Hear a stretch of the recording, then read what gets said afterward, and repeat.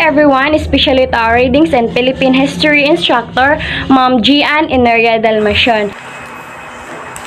Good day everyone. I am Mateo ESCOTOTO Jr., one of the reporters to the topic that is assigned for us, which is the KKK and the KARTILYA ng Katipunan. And the one that is assigned to me is the KKK. So I am the first one to discuss. And this is our PowerPoint presentation, which we are going to discuss the KKK and the KARTILYA ng Katipunan. But I'm only going to discuss the topic that is assigned to me, and that was the KKK. So let's define it. The KKK stands for Kataas-taasang Kagalang-galangang Katipunan. And what's the KKK all about? Let's find out.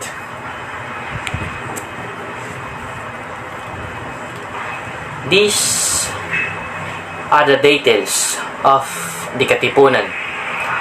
It is attached here. When did the KKK founded? And that was on July 1892 in Recto Avenue, Manila. The KKK formally published on March 1896. And we all know, when we say revolution in the Philippine history, we got Andres Bonifacio, who lead the KKK, who lead this organization to fight the Spaniards. But it doesn't mean he is the only one who made it, because the truth is, he is not only the one who built it. We have here Deodato Arellano, Ladislao Diwa, Teodoro Plata, Valentin Diaz, and more. Meaning, there's a lot of personality who are involved, who are engaged in this organization, the KKK. And let's define now the KKK. KKK is the one of the great Philippine Revolutionary Society that fight against Spaniards. For almost 333 years, those men finally made the best revolution to fight against the colonizer. And the main goal, or the big reason why they build this organization, is that to have permanent or long life freedom, or to get independence from the Spain. And for the information of all, KKK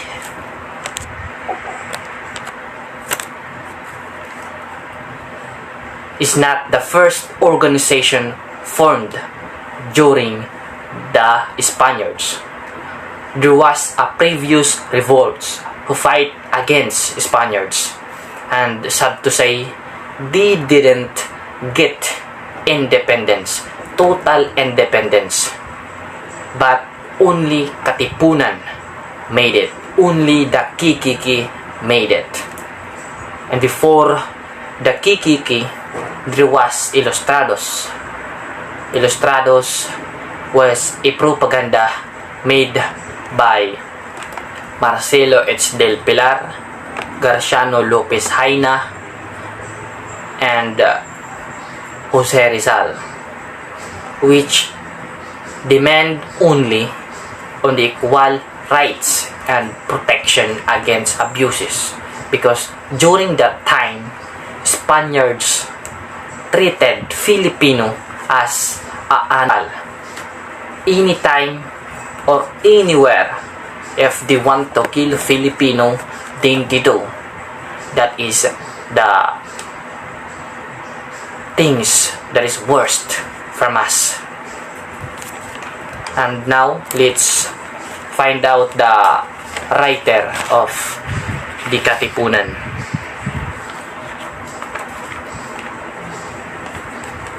The writer of the Katipunan and also the persons who write the Kartilya ng Katipunan is Emilio Jacinto. Emilio Jacinto was born on December 15, 1875, Tondo.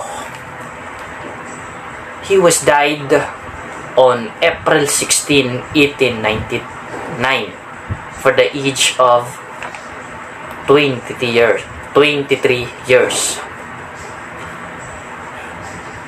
And for the added information for Emilio Jacinto, he was only 18 years old when he joined the Katipunan. How young is he? And he have the mark name,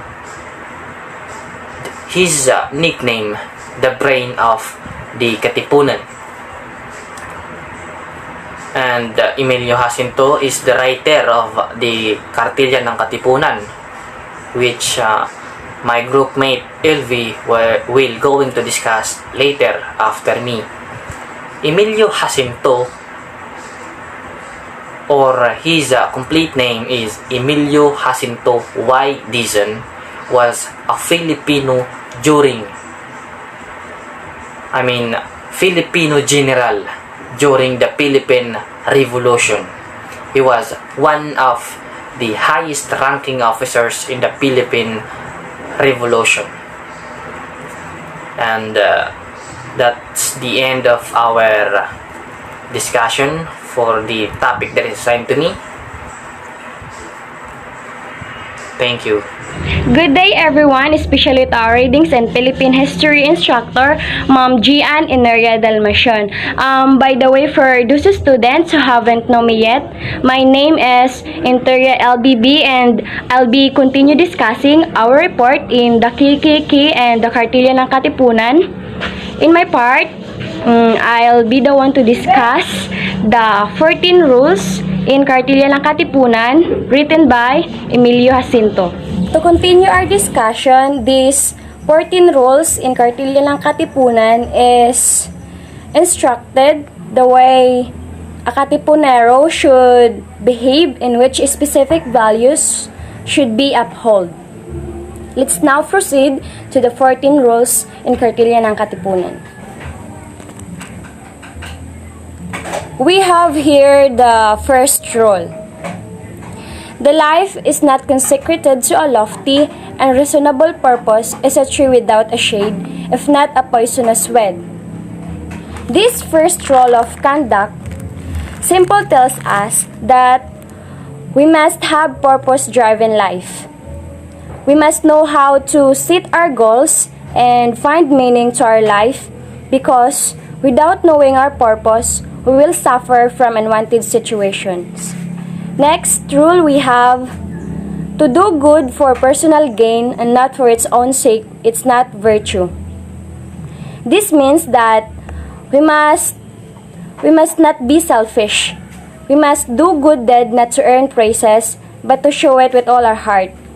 Because a deed done only for fame is not worthy to be called good. Third one was, it is rational to be charitable and love one's fellow creature, and to adjust one's conduct, acts, and words to what is in itself reasonable. This third rule gives us the real definition of true act of kindness. Being kind is simply seen by the service and love one gives to his or her fellow men without asking anything in return. The fourth rule we have, whether our skin be black or white, we are all born equal. Superiority in knowledge, wealth, and beauty are to be understood, but not superiority by nature. Now, we have the number 4 rule in Kartilya ng Katipunan. This fourth rule highlights equality. We are all born to be equal, no matter what status, race, and even educational background we have. Our society may have divided us into groups, but we must understand that no one is superior of anyone. The fifth rule we have, The honorable man prefers to honor to personal gain, the scoundrel gain to honor. The fifth rule, it means a good person must understand that honoring oneself also means he or she values honor rather than personal interest. True honor means having a high moral standard behavior. Now let's proceed to the sixth rule.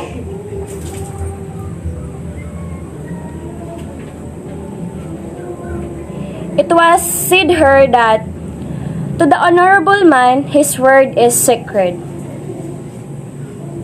The rule number 6 tells us that we must be man of our own words. Whatever said must done.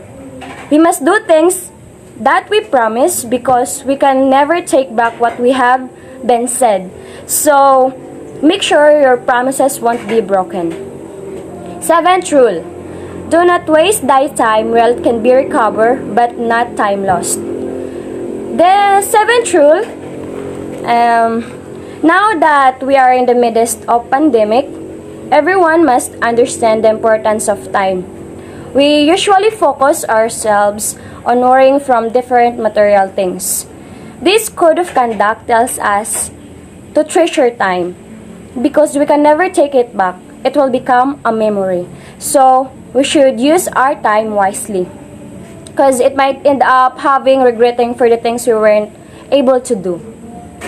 The eighth rule was defend the oppressed and fight the oppressor before the law or in the field. We all know that we don't have the same strengths, but we can help one another. We must choose to fight for what is right from wrong. Fight with the weak people who needs your help and comfort, and fight for those people who keep on putting others down by oppressing them. Next, we have the ninth rule. The prudent man is sparing in words and faithful in keeping secrets. This highlights the importance of trust and confidentiality. A wise man is a man who thinks of what he says and keeps what is needed to be kept. We have here the 10th rule. On the thorny path of life, man is the guide of women and the children, and if the guide leads to the precepts, those whom he guides will also go there. All of us needs to be model for everyone because whatever they sow in us will also be followed by the people who sees us. And a true man leads his family to the right path by showing them that he is righteous. The 11th rule. You must not look upon women as a mere plaything, but as a faithful companion who will share with the penalties of life. Her physical weakness will increase thy interest in her, and she will remind us of the mother who bore and reared thee. This 11th rule is about women, that every woman deserves to be respected, and no man shall be seen them as an object nor a pastime. Just like what they always say, a man who don't respect a woman do not respect his mother who gave him birth. Girls deserves to be loved and full respect and care. Now let's move on to the 12th rule down to the last rule. We have here the 12th rule. What thou dost not desire, then not unto the wife, children, brothers, and sisters, that do not unto the wife, children, brothers, and sisters of thy neighbor. This 12th rule means every action that any man do is important. Every action has its own consequences.